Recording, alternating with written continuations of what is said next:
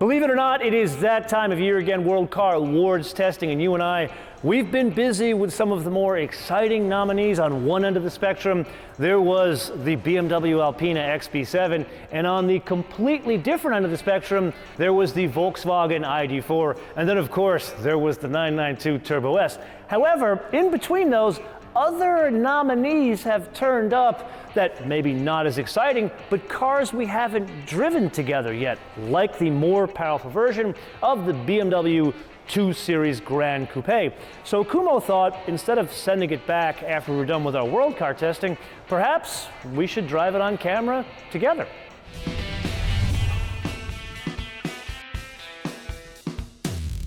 A bit of housekeeping before we dive into name, rank, and serial number. Throughout this episode, you may hear an unusually loud studio, unlike you've heard it before, and that is because we are experiencing ridiculously gusty winds in Los Angeles all day that we have had this vehicle. With that, what you are looking at is a 2-liter, 4-cylinder, direct injected turbocharged engine, good for 301 horsepower, comes in at 5,000 RPM, stays flat all the way up to 6,250, and 332 pound-feet of torque that comes in at 1,750 RPM, stays flat all the way up to 4,500 RPM.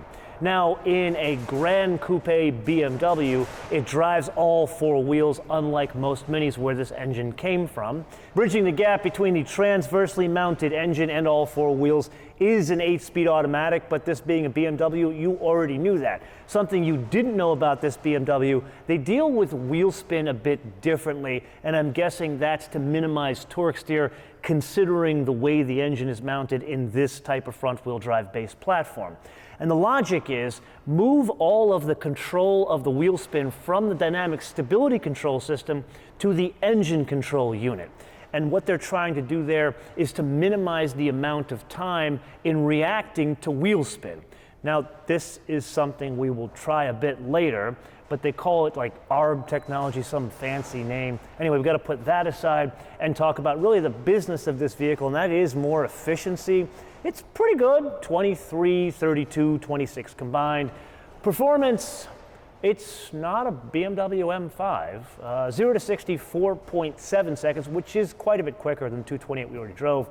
But with a performance package, it's 4.6 seconds. VMAX, 130 miles an hour. With that performance package, 155. Not exactly a lightweight, but not necessarily a porker either. 3,605 pounds, or depending how you express your weights and measures, 1,635 kilograms. With that sport mode, oh, there's a lot of noise there getting that thing going, but it does get up significantly better than a 228. I'm kind of surprised how quick this thing is. Get it between 3,000 and say 4,500 RPM. That is the sweet spot of this engine. That said, the way it works in conjunction with the transmission is part of that personality. It's good, it's well matched, but it upshifts a bit too fast for my liking. You can tell it is more tuned for fuel economy than performance. To get it to not do that, you do need to change the gears yourself. So the foundation for the underpinnings are the same as we already experienced in the 228 Gran Coupe. However, here, significant upgrades. Let's start with the most basic, and that would be the wheels. They're fitted as standard with 18 inches. You are looking at a performance package car that has the 19-inch wheels. Then the brakes. They're upgraded to the M Sport performance brakes, which are larger diameter rotors. The steering changes. It's a more direct ratio steering. They kind of bring all of those disparate changes to the underpinnings together in the form of a sport suspension. What that means to you and I, it lowers the ride height by 10 millimeters. Now, skipping back a bit, both this and the 228 are only on offer in all-wheel drive. It can split the torque up to 50-50, so it can send up to 50% of the torque to the rear wheels. However, where it deviates from the 228, they add a torsion limited slip differential to the front wheels. So very similar to the system that we drove in the Mini GP, and that really helped the Mini GP when pushing it aggressively. Then I would argue the biggest changes are all structural. They had a brace connecting the strut towers over the engine. Below the engine compartment, there is an additional brace underneath the front subframe. Then let's go back to the fact this is an all-wheel drive vehicle. That means there is a drive shaft connecting the engine to the rear wheels. So the tunnel the drive shaft goes through, there is an additional brace there. Then towards the rear of the vehicle, they kind of borrow the bracing idea we saw in the BMW X5M. This kind of looks like a large triangle that resides underneath the rear suspension. And then last but not least, they do make some changes to the aesthetics. Falling underneath the detail-oriented column, they changed some of the color and trim, specifically the mirror fairings or the way the grille is trimmed. They call it cerium gray, and that comes from the M440i Coupe. I would say it does help things here. Overall, I am still not a fan of the design of these, specifically the rear three-quarters, because it just looks too nondescript. It looks like too many other economy to mid-size sedans. The front is more where this thing shines, and that's where they make the M235 look a bit different, where they add a deeper grille so it's got more of a sporty appearance. Okay, it may be front-wheel drive biased or really front-wheel drive based, but it still says BMW, so let's push it somewhat aggressively. No, that's actually not terrible at all. That bracing we just discussed makes a huge difference. If we did that with a 228 we drove a couple of months ago, we would be off in the ocean somewhere over there. Bracing aside, the rest of the suspension setup works pretty good. There's pretty good control. Overall, planes of motion, not great. There's better composure, especially in the move from 228 to 235. Then combine that with the ride quality, and again here, it's not bad, but it's not what you'd expect. It's more choppy than other BMWs, and this probably has nothing to do with where the drive wheels are, more to do with the length of the wheelbase of the vehicle. The one significant bright spot on the move up to the M235 are the brakes. Extra stopping power and the pedal modulation is fantastic. Net, from a driving dynamics perspective, this is more than the sum of its parts. More than a 228 plus all the stuff we discussed and the additional power. But here's the catch. While it's better than the sum of its parts, it's not what you expect it to be. Yes, it is indeed that time again to play your favorite game on the options game with today's contestant.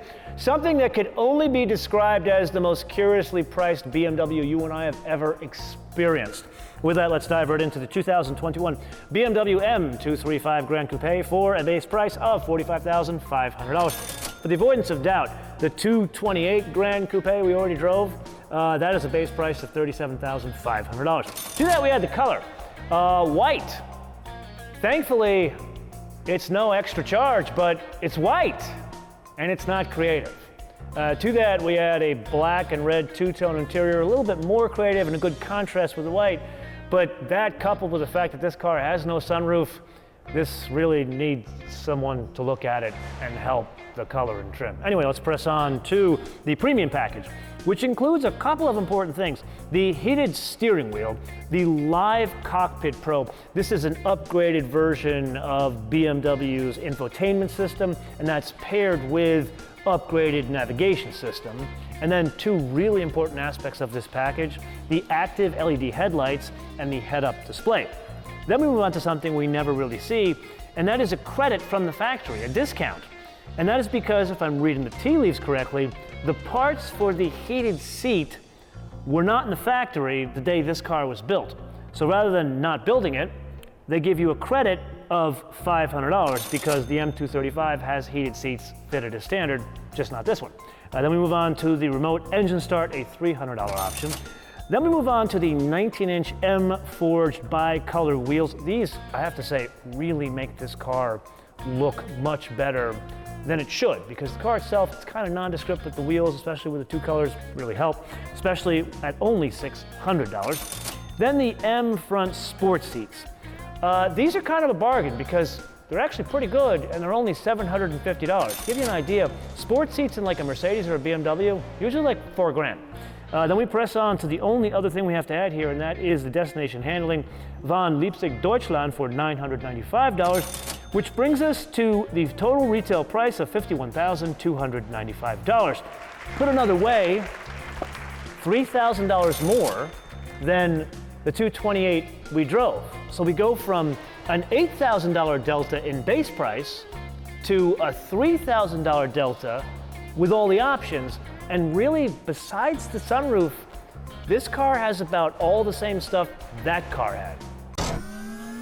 So I've been trying to put my finger on it the entire time I've been behind the wheel of this thing, and I think I've got it. This shares a trait with the BMW X7. Now yes, that is a gargantuan SUV that costs multiples of this. However, they both are a BMW in name only. The personality, the intention is not BMW. And I'm still trying to determine why this vehicle exists. In the case of the X7, I get it. They needed a very large, very luxurious, somewhat powerful SUV. They got it, and literally everyone buys them. But this is more perplexing. There are many other front-wheel drive based all-wheel drive sedans out there that are cheaper than this. And then there's the fact that BMW makes some of the most capable sports sedans on the planet, even to this day. So why make this? The only answer I could come to is to compete with front-wheel drive based Audis and Mercedes, but for the life of me, I can't see why that is a good reason to make a whole nother car. Now, as a PS to that, this is, putting aside all of my super car guy biases, is really a good car, but it's also a Me Too car.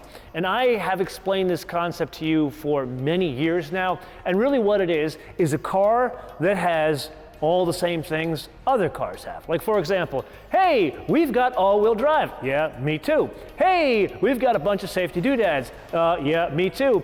Hey, we've got sort of an okay base price. Yeah, me too. Well, that's the problem. You see, at 50 grand, it's not a BMW. It doesn't have the personality of a BMW. 50 grand, I'm buying a real two-wheel drive, meaning rear-wheel drive, 2 Series, call it a day, and you can get other BMWs that are rear-wheel drive in their design as all-wheel drive and do the same thing this does. That's the problem with having a Me Too car in a niche brand. If you want to do this, do it over at Mini, but don't do it in BMW. And this is where we get to the wish list. Take the budget for this and make a kick-ass, performance-oriented sports sedan that has an electric propulsion system. I kind of mentioned this in the 228 episode, but now that I've driven this, and it's good, don't get me wrong, it's good, it's just too much money for what it is. Let's take the budget for this program and make something that everybody will buy.